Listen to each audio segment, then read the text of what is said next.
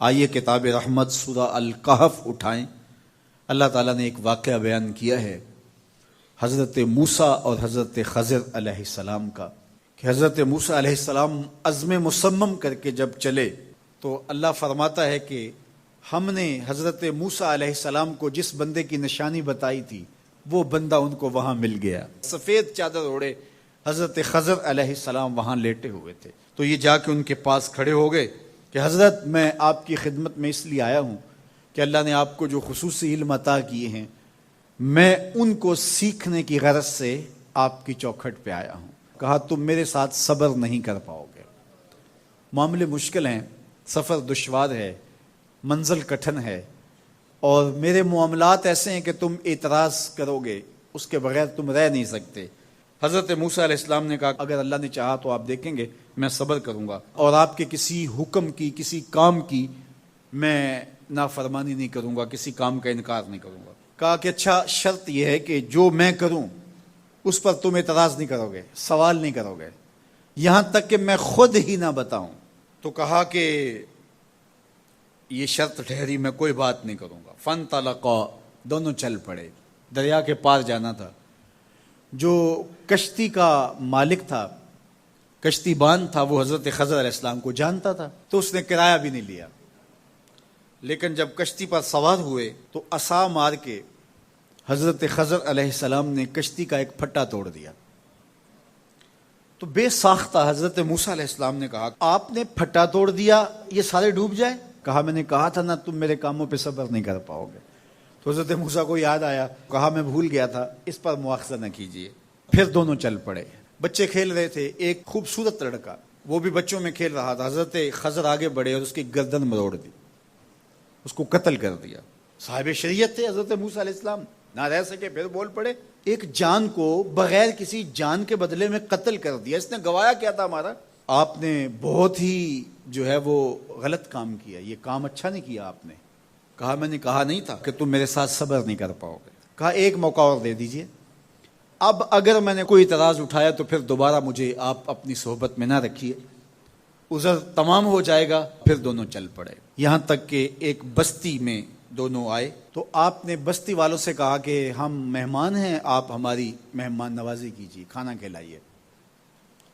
تو انہوں نے انکار کر دیا، کہا کہ ہم تو آپ کو بلایا نہیں ہے، آپ خود آئے ہیں، آپ اپنے کھانے کا خود انتظام کیجیے۔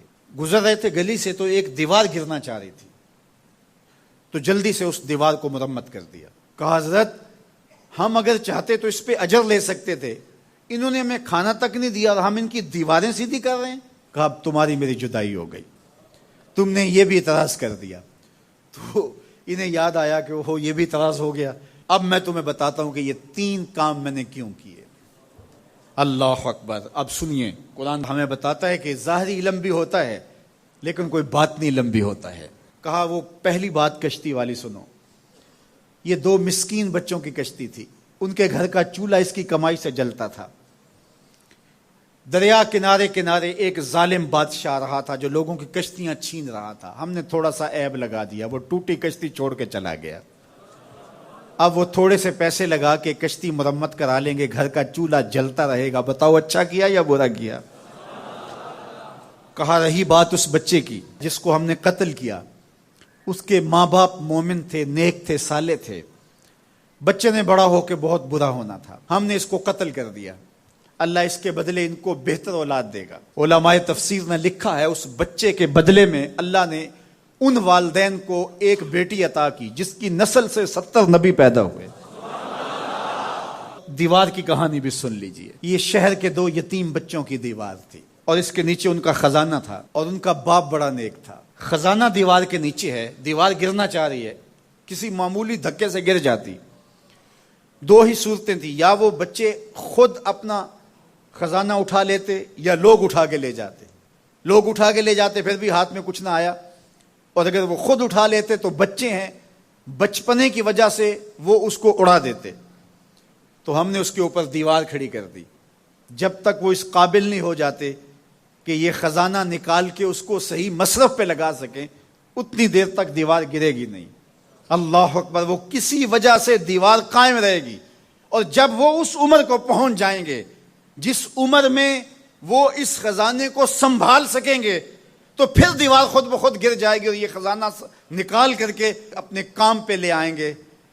میں جب پہلی مرتبہ اس کو جو ہے وہ غور کے ساتھ تلاوت کیا تو مجھے یہ لگا کہ اس کا انطباق پاکستان کے حالات پہ بھی ہو سکتا ہے، اس لیے کہ یہ بھی یتیموں کا سرمایہ ہے۔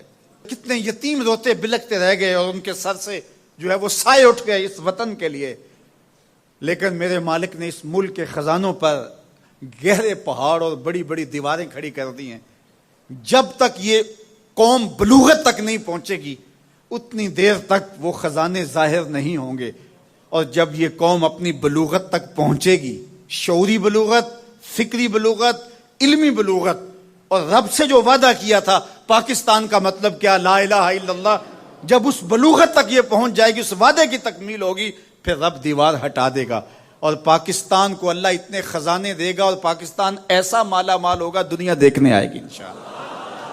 اس لیے رب نے دیواریں بنا کے رکھی۔ تمہارا باپ معین الدین چشتی بڑا نیک تھا، تمہارا باپ داتا گنج بخش علی حجویری بڑا نیک تھا، تمہارا باپ حضرت مجدد الف ثانی بڑا نیک تھا، ان کی وجہ سے میں دیواریں کھڑی کر رہا ہوں اور مضبوط حصار لگا رہا ہوں تمہارے خزانوں پر، اور وہ وقت آئے گا جب تم بلوغت کی عمر کو پہنچو گے دیواریں ہٹ جائے گی اور تمہارا وطن زمانے پہ مہکتے پھول کی طرح اور چمکتے ستاروں کی طرح اور روشن آفتاب کی طرح چمکتا اور مہکتا دکھائی دے گا، اور زمانہ پاکستان دیکھنے آئے گا، پاکستان دنیا کی قیادت کرے گا انشاءاللہ۔